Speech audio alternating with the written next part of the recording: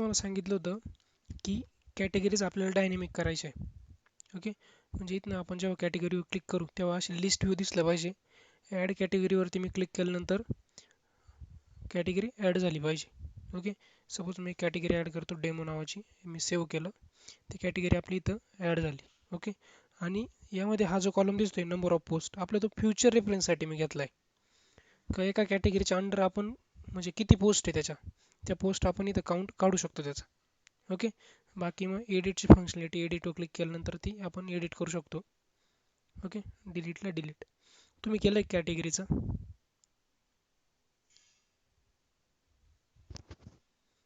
नसेल केलं तर नो इश्यू, कारण थोडा हार्ड कोड पण येतो. सिम्पल आहे पण मग त्यासाठी तुम्हाला जर पेजिनेशन माहीत असेल तर एकदम इझी. ओके, मी पूर्ण कोड तुम्हाला एक्सप्लेन करतो. आज इथं आपल्याला दोन गोष्टी शिकायला भेटणार आहे. एक तर डेव्हलपमेंट पण, आणि सेकंड दुसऱ्यांनी केलेला कोड समजून कसा घ्यायचा आपण. ओके, सपोज तुमच्या सिनियर डेव्हलपरनी काही डेव्हलपमेंट करून ठेवली, ती जर तुम्हाला समजून घ्यायची आणि त्यावर जर तुम्हाला काही अजून डेव्हलपमेंट करायची तर ती तुम्हाला करता आली पाहिजे. ओके, हे मी तुम्हाला परत डेव्हलप पण करून दाखवू शकतो, नो इश्यू. जस्ट बिकॉज तुम्हाला हे पण कळलं पाहिजे का ॲक्च्युअलमध्ये ते समोरच्याचा कोड आपण समजून कसं घेऊ शकतो, त्यांनी काय व्हेरिएबल यूज केले, कशा पद्धतीने क्वेरीफायर केलं आहे, त्या सगळ्या गोष्टी आपल्याला कळल्या पाहिजे. ओके, इथपर्यंत आलं लक्षात?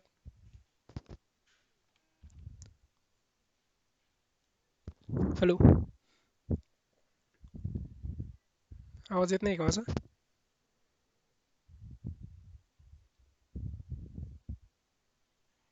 अश्विन मॅडम, आवाज येत नाही का माझा?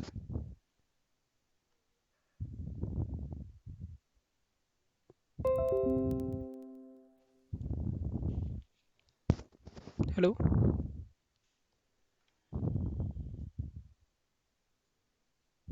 सायली मॅडम, आवाज येतोय का माझा?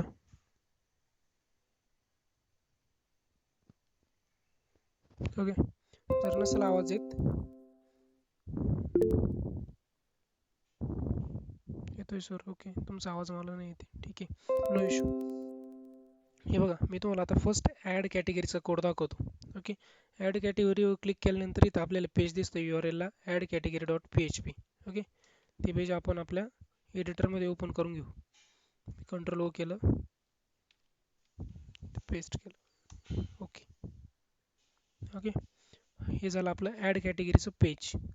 त्यानंतर सगळ्यात इम्पॉर्टंट गोष्ट आहे म्हणजे हा आपला फॉर्म. एक लेआउट घेतलं त्यात आपला हा एक फॉर्म आहे. ओके, फॉर्मच्या इनसाईड आपली एक टेक्स्ट फील्ड आहे. मग आपला इथं झाला हा फॉर्म. ओके, त्याच्यामध्ये इनपुट टाईप टेक्स्टला आपण एक फील्ड घेतली की जिथं आपण ती कॅटेगरी एंटर करणार आहे. ओके, ती कॅटेगरी एंटर केली, ती या टेक्स्ट फील्डमध्ये येणार. त्याच्यानंतर सेव्हचं बटन घेतलं आहे आपण, आणि तो जो सगळा इन्सर्टचा कोड आहे आपल्याला त्याच पेजवरती करायचा आहे, म्हणून आपण फॉर्मच्या ॲक्शनमध्ये $server PHP सेल पास केलं आहे. ओके, मेथड आपली पोस्ट. ऑटो कम्प्लीट मी इथं ऑफ का केलं आहे, ऑटो कम्प्लीटचं पण सांगितलं आहे मी तुम्हाला, ते सजेशन येतं ते येणार नाही याच्या थ्रू. ओके, आता ह्याच जेव्हा आपण बटन सबमिट करू तेव्हा त्याचा जो व्हॅल्यू आहे, ओके, जी कॅटेगरीची व्हॅल्यू ती ह्याच पेजवरती राहणार आहे. जस्ट आपल्याला गेट करून ती इन्सर्ट करायची. ओके, मग इन्सर्टचा कोड दाखवतो मी तुम्हाला. इथनं आपला इन्सर्टचा कोड स्टार्ट होतो. ओके, आता जर सेव्हचं बटन आपलं इस सेट असेल तरच तो आपल्याला मध्ये घेणार. ओके, मध्ये आलो त्यानंतर आपलं इथं कनेक्शन झालं. कॉन्फिग फाईलमध्ये आपण कनेक्शन केलं आहे, ते कनेक्शन आलं. ओके, मग त्याच्यानंतर जे कॅटेगरीची आपण तिकडनं येते ती कॅटेगरी आपण एक कॅटेगरी नावाच्या व्हेरिएबलमध्ये गेट करून घेतली, आणि आपण ही MySQL real escape string security पर्पजसाठी यूज करतो. ओके, त्याच्यानंतर आपण चेक करून घेतोय की कॅटेगरी सेम आहे की नाही. ओके, जर कॅटेगरी सेम असेल तर डुप्लिकेट कॅटेगरी किंवा तुम्हाला जो मेसेज प्रिंट करायचा तुम्ही तो मेसेज प्रिंट करू शकता. जसं आपण आता इथं काय प्रिंट केलं आहे, कॅटेगरी ऑलरेडी एक्झिस्ट. मग त्यासाठी आपण क्वेरी कसं देऊ शकतो, मग आपण काय करणार, select category name. Okay, category name म्हणजे काय, त्या कॅटेगरी टेबलचं नाव. एक मिनटं तुम्हाला टेबल स्ट्रक्चर दाखवतो मी त्याचं. हा आपला कॅटेगरी टेबल आहे. ओके, हा कॅटेगरी ID त्याचा जो ऑटो इन्क्रीमेंट असणार, कॅटेगरी नेम आणि पोस्ट जे आपल्या तिथं पडत आहे. ओके, तो एक कॉलम मी इथं शो केला आहे, तो पोस्टचा कॉलम. ओके, आता इथं काय कॅटेगरी नेम, कोणत्या टेबलमधून, कॅटेगरी. ओके, आणि जे एंटर केलेलं नेम आणि टेबलमध्ये अवेलेबल नेम जर मॅच झालं तर आपल्याला तो असं सांगेल कॅटेगरी ऑलरेडी एक्झिस्ट. जर मॅच नाही झालं तर तो आपल्याला एल्स केसला घेऊन येईल या इथं. ओके, आणि एल्स केसला आपण कॅटेगरी इन्सर्ट करू. इन्सर्ट इंटू हे टेबल नेम, त्याच्यामधला हा कॉलम नेम, आणि त्या कॉलम नेमची व्हॅल्यू असणार आहे डॉलर कॅटेगरी, जी की आपण इथं गेट केली. ओके, इन्सर्ट झाल्यानंतर तो आपल्याला रिडायरेक्ट करून देईल कॅटेगरीच्या लिस्ट पेजला. ओके, ऑर एल्स जर काही इश्यू झाला क्वेरीमध्ये, रन नाही झाली, सिंटॅक्स एरर असला, कोणत्या प्रकारचा एरर असला, तर आपल्याला तो मेसेज प्रिंट करेल क्वेरी फेल्ड. ओके, हा झाला आपला इन्सर्टचा कोड. आता मी तुम्हाला फर्स्ट लिस्टचा कोड दाखवतो. आता आपल्याला इथं लिस्ट दाखवायची. ओके, आता या लिस्टमध्ये पण मी तिथं पेजिनेशन पण यूज केलंय. ओके, जो पेजिनेशनचा कोड आपण युजरच्या याला केला तोच कोड मी इथं जस्ट यूज करून घेतलाय. आणि जेव्हा आपण इथं क्वेरी फायर करतो, ओके, ही जी क्वेरी फायर करतो तिथं जस्ट टेबल आणि कॉलम नेम चेंज केले. तरी पण मी पुन्हा एकदा तुम्हाला तो कोड एक्सप्लेन करून देतो. ओके, पेजिनेशन तुम्हाला माहीतच असणार आहे, कारण आपण लास्ट लेक्चरला किंवा त्याच्या लास्ट लेक्चरला आपण पेजिनेशन नावाची कन्सेप्ट बघितली. तुम्ही पेजिनेशन नाही यूज केलं तरी चालेल. सिंपल सिलेक्ट स्टार फ्रॉमची क्वेरी मारली आणि या फील्डमध्ये त्याच्या व्हॅल्यू प्रिंट जरी करून घेतल्या, सॉरी दाखवतो मी तुम्हाला. ओके, जस्ट इथं प्रिंट जरी करून घेतल्या तरी चालेल, कारण आपल्या कॅटेगरी मोजक्याच राहणार आहे. त्याला पेजिनेशन दिलं नाही दिलं नो इश्यू, पण जस्ट तुमची प्रॅक्टिस व्हावं म्हणून मी या कोडमध्ये पेजिनेशन इन्क्लूड केलंय.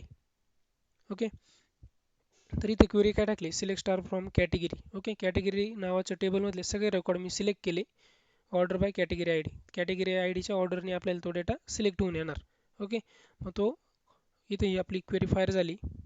त्याच्यानंतर जर रिझल्ट गेट केला म्हणजे असलेला नंबर जर जास्त असेल तर तो आपल्याला इनसाइड घेईल त्याच्या, आणि वन बाय वन आपण त्याच्या व्हॅल्यू इथं प्रिंट करतोय खाली आहे बघा. ओके, इथं व्हाईल लूप फिरवून. आता हे डायनॅमिक कसं करायचं तुम्हाला माहीतच आहे. 4 ते 5 वेळा आपला तो कोड झालाय.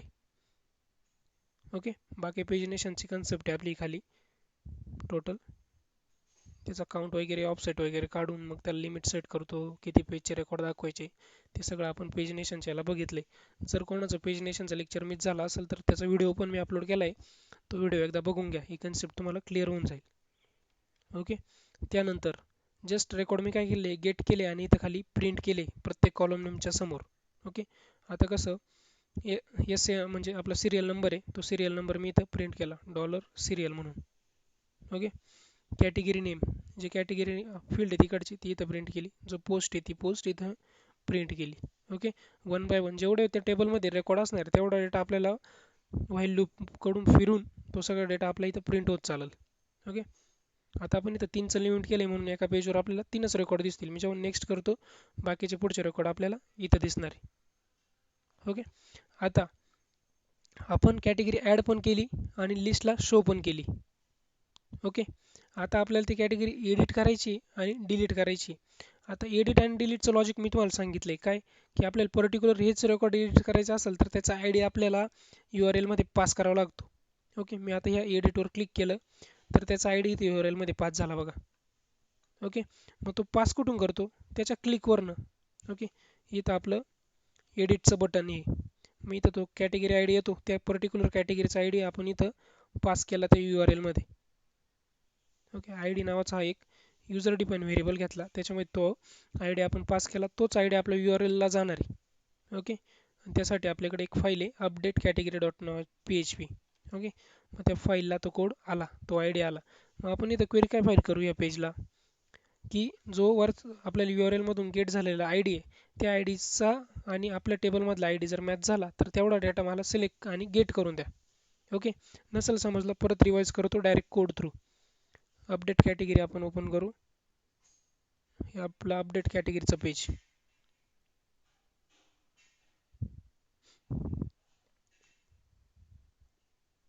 ओके, हे बघा इथं आपण क्वेरी राईट केली, फर्स्ट इथं कनेक्शन वगैरे घेतलं आणि URL मध्ये जो आय डी आलाय तो आय डी आपण गेट केला आणि कॅट आय डी नावाच्या एका युजर डिफाईन व्हेरिएबलमध्ये आपण तो आय डी स्टोअर केला.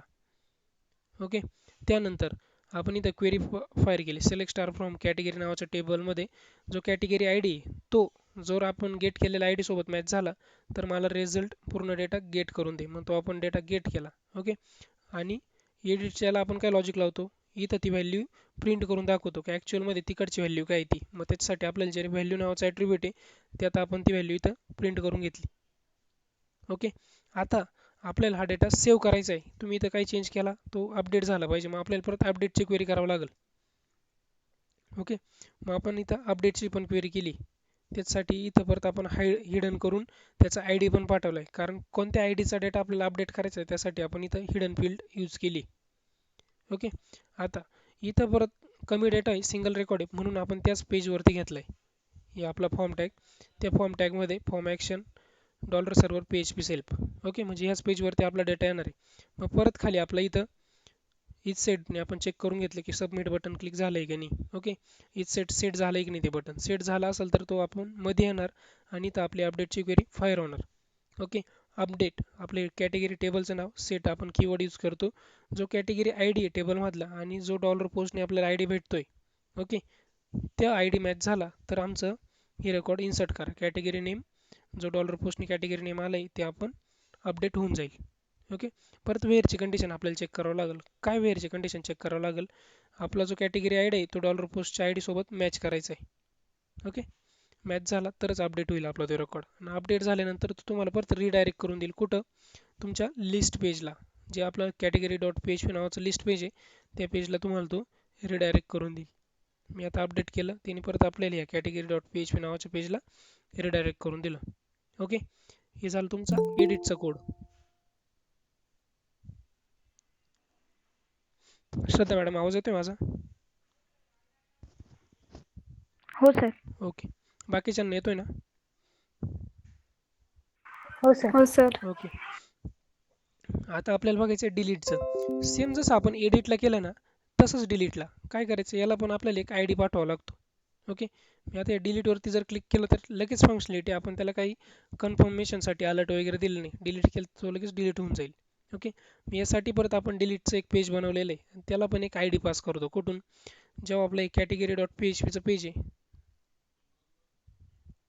इथं. ओके, ॲड कॅटेगरीचं एक आहे, हे आपलं कॅटेगरी डॉट PHP. ओके, हे आपलं खाली डिलीटचं बटन, जे बटन दिलंय ते बटन.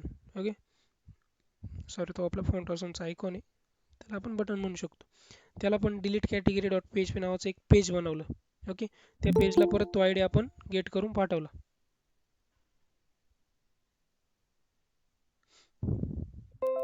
ओके, इथं पण काय केलं, एक आय डी पाठवलं म्हणजे त्याच पर्टिक्युलर जे रेकॉर्ड त्याचा आय डी आपण इथून URL मध्ये पाठवला. परत तो डिलीटच्या पेजला आपण काय करणार, तो आय डी गेट करून घेणार. मग आपण डिलीटचं पेज ओपन करू, डिलीट कॅटेगरी डॉट PHP. इथं आपलं डिलीट कॅटेगरी डॉट PHPचं पेज. ओके, इथं आपण सेशनचे रेकॉर्ड चेक करून घेतले की जर युजर रोल जर 0 असेल तर त्याला दाखवा किंवा नका दाखवू. ओके, त्याच्यानंतर आपण जो कॅटेगरी पेजमधून जो आय डी आपण पाठवला URL मध्ये तो आय डी आपण इथं काय केला, गेट करून घेतला. ओके, डॉलर गेटने आपण तो आय डी गेट केला आणि डॉलर कॅट आय डी नावाच्या एका युजर डिफाईन व्हेरिएबलमध्ये तो स्टोअर केला. ओके, आता आय डी भेटला आपल्याला. मग पर्टिक्युलर जो आय डी मॅच झाला त्याचंच रेकॉर्ड आपल्याला डिलीट करायचं आहे. मग त्या पद्धतीची आपल्याला एक क्वेरी फायर करावं लागेल. मग ती क्वेरी इथं आहे. ओके, $SQL हा आपला युजर डिफाईन व्हेरिएबल, त्यामध्ये क्वेरी स्टोअर झाली. कोणती क्वेरी?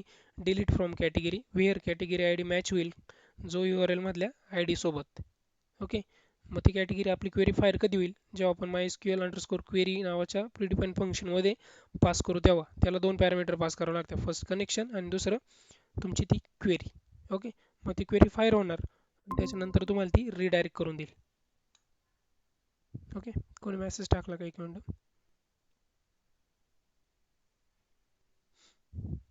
आलं लक्षात तुम्हाला कोड कॅटेगरीचा? बाकीचे तर लेट आले लेक्चरला, जे आधी प्रेझेंट होते त्यांनी सांगा. हो सर. सिम्पल आहे, तुम्हाला कोड समजलाच पाहिजे नाही का? आतापर्यंत आपलं ही गोष्ट भरपूर ठिकाणी झाली, कड ऑपरेशनला झालं, युजरला पण याच गोष्टी झाल्या.